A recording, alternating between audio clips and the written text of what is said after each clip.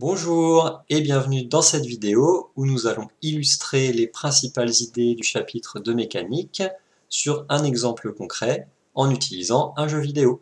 Le jeu vidéo en question s'appelle Kerbal Space Program.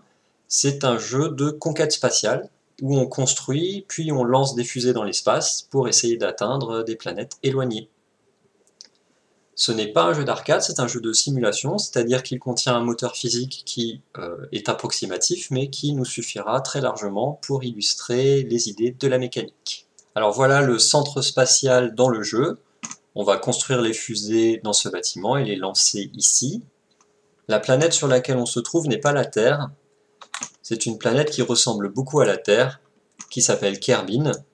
La voilà. Pour des raisons de gameplay, ils ont décidé de réduire la taille de la planète pour que les lancements soient plus rapides que dans la réalité.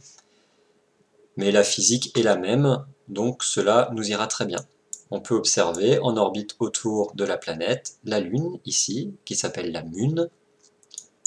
Il y a également une autre Lune qui n'existe pas autour de la Terre.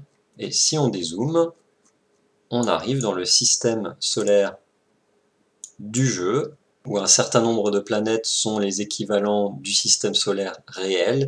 Ici, Eve, c'est en fait Vénus, Mo, c'est Mercure, et Duna, c'est Mars, par exemple. Très bien, donc j'ai construit une première fusée, très simple. Pour l'instant, elle est posée sur le pas de tir. Première question, quelles sont les forces qui s'exercent en ce moment sur la fusée? Vous pouvez prendre un petit bout de papier, et essayez de faire un schéma où vous me dessinez les forces qui s'exercent sur la fusée. Faites pause sur la vidéo et allez-y. Alors normalement, vous avez dessiné le poids de la fusée, la force d'attraction vers le bas, et vous avez dessiné aussi la réaction du sol. C'est une force exercée par le support, donc ici le sol, vers le haut, et qui maintient la fusée à l'endroit où elle est. La somme des forces est nulle.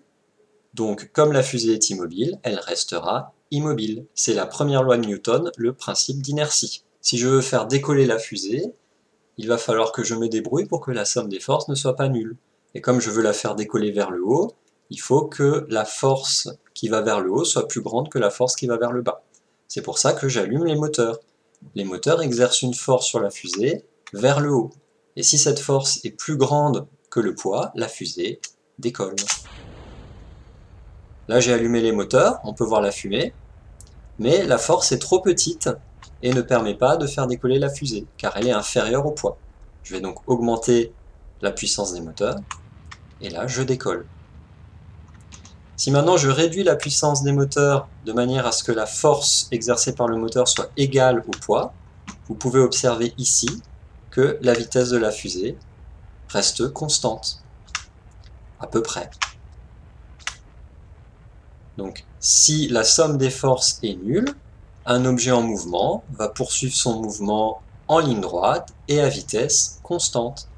C'est toujours la première loi de Newton, le principe d'inertie. Si la somme des forces n'est pas nulle, donc si j'augmente la puissance des moteurs, la somme des forces est un vecteur vers le haut, et donc, selon la seconde loi de Newton, l'accélération sera un vecteur vers le haut. J'accélère donc vers le haut, ma vitesse augmente. Et si la somme des forces est un vecteur vers le bas, donc si la force des moteurs est plus petite que le poids, comme ici, le vecteur accélération est vers le bas. Ce qui veut dire que là, je ralentis. Vous voyez, je ralentis. On peut donc illustrer la première et la deuxième loi de Newton avec cette fusée. Voici une fusée un peu plus grande qui nous permettra d'aller un peu plus loin. Je vais la lancer pour illustrer la trajectoire de la fusée. Donc, je mets les moteurs à fond, je lance, et je vais observer la trajectoire dans le référentiel kerbinocentrique. On peut observer qu'on obtient une parabole, comme nous l'avons vu si souvent. Je suis en train d'accélérer vers le haut, la planète m'entraînait un petit peu vers la droite en raison de sa rotation, et donc je suis parti avec une vitesse initiale légèrement inclinée vers la droite. Ce qui donne cette trajectoire. Vous pouvez observer que cette trajectoire se modifie puisque les moteurs continuent leur action.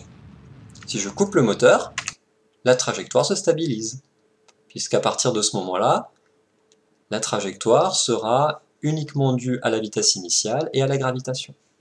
Je vais remettre les moteurs en marche. Et vous voyez que tant que le moteur pousse la fusée vers le haut, la trajectoire, la parabole plutôt, va s'agrandir vers le haut. Maintenant, si je tourne ma fusée et que j'accélère cette fois vers la droite,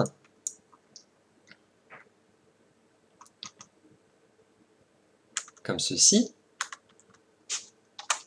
je remets le moteur en marche, vous voyez que cette fois-ci, la parabole s'agrandit vers la droite.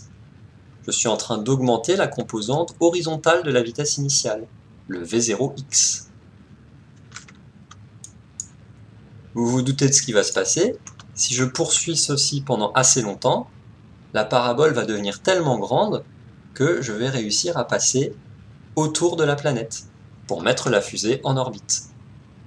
Donc dans un lancement réel, on va d'abord accélérer verticalement vers le haut, de manière à obtenir une parabole. Et lorsqu'on sera suffisamment haut et que les frottements de l'air deviendront plus faibles, on pourra incliner la fusée vers la droite de manière à se mettre en orbite. Pour l'instant, j'accélère vers le haut.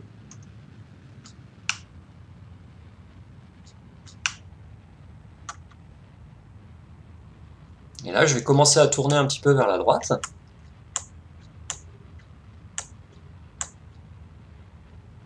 Et en faisant ça, vous voyez que ma parabole va commencer à s'élargir vers la droite.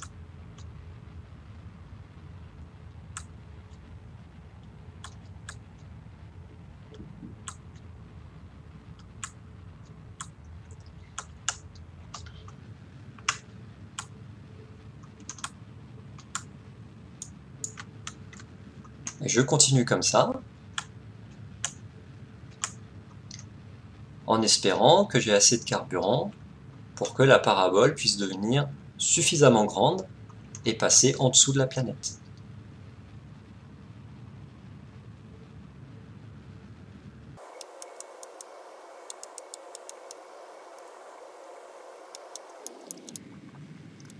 Voilà, donc là j'ai suffisamment accéléré pour que mon apoastre, c'est-à-dire le point le plus haut de ma trajectoire, soit dans l'espace. Dans le jeu vidéo, l'espace commence à 70 km, et là mon apoastre est à 78 km, ce qui veut dire que je vais monter jusque dans l'espace pour ensuite m'écraser sur le sol. Ce que je vais faire, c'est que quand je serai au niveau de l'apoastre, je vais accélérer vers la droite, de manière à agrandir la parabole, en espérant qu'elle puisse passer sous la planète. Donc je vais avancer jusqu'à l'apoastre. Voilà, j'y suis presque, donc maintenant je vais accélérer dans le sens de mon mouvement. Et vous voyez que ma trajectoire continue de s'agrandir jusqu'à ce que je passe sous la planète.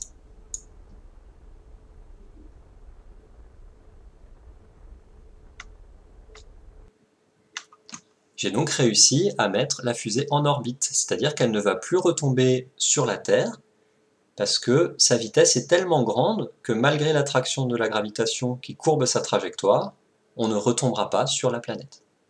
Alors je vais essayer de faire un cercle, donc pour ça je vais aller ici. Voilà, et je vais de nouveau un petit peu accélérer dans le sens de mon mouvement. Voilà, j'ai réussi à obtenir une trajectoire circulaire, c'est-à-dire que mon périastre est à 114 km, 115, et l'apoastre est à environ 115 km également. Je suis donc dans le cas d'une trajectoire circulaire autour de la planète. On peut observer que dans ce cas-là, ma vitesse est constante. Je suis environ à 2200 mètres par seconde. Je vais accélérer le temps. Vous pouvez observer que ma vitesse reste à peu près constante. 2222. Tout au long de ma trajectoire, un mouvement circulaire autour de la planète correspond à une vitesse constante. L'accélération, elle, est dirigée vers le centre de la planète, dans le même sens que la force. Je peux revenir dans cette vue où on voit la planète d'assez haut. Le mouvement de la fusée est maintenant définitif. Tant que j'allume pas mes moteurs, étant donné qu'il n'y a plus de frottement, le mouvement est entièrement déterminé, et ce sera ce cercle indéfiniment.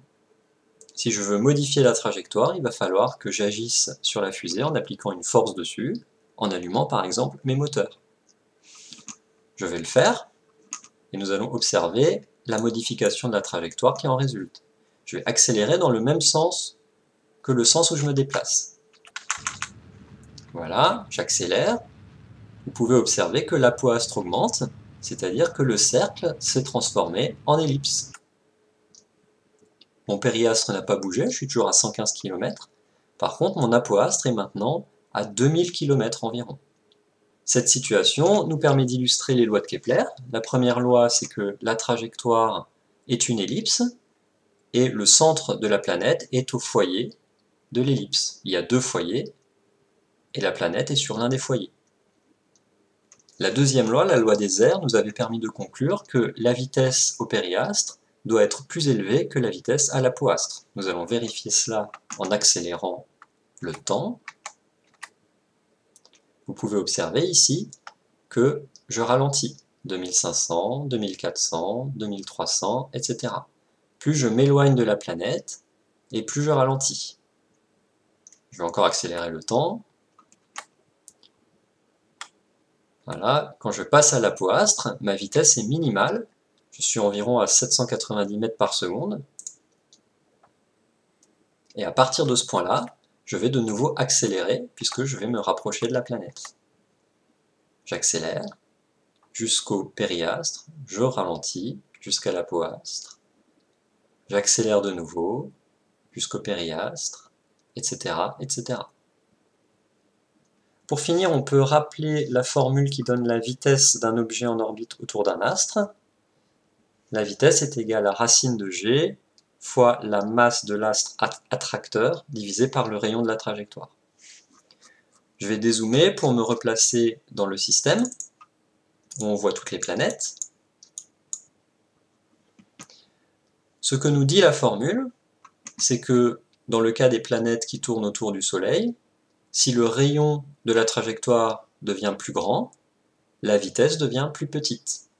Autrement dit, une planète qui gravite plus loin devrait aller moins vite. Vérifions. La planète qui s'appelle Mo est à une vitesse de 12,5 km par seconde. La planète qui s'appelle Eve est à 10,8 km par seconde, elle va moins vite.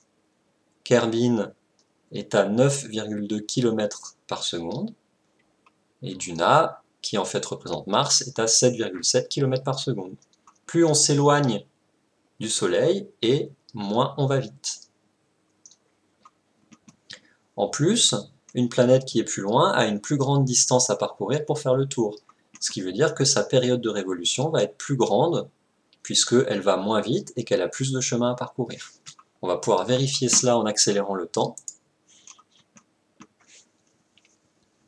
Vous pouvez observer que la planète Mo, qui est Mercure, va plus vite que la planète Ève, qui est Vénus.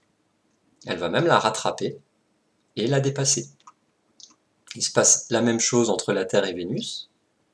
Vénus rattrape la Terre va rattraper Mars, etc., etc. On voit donc que plus l'astre gravite loin de son Soleil, et plus son mouvement est lent. Et voilà, nous avons donc pu revoir les principales idées de la mécanique. Ciao à tous!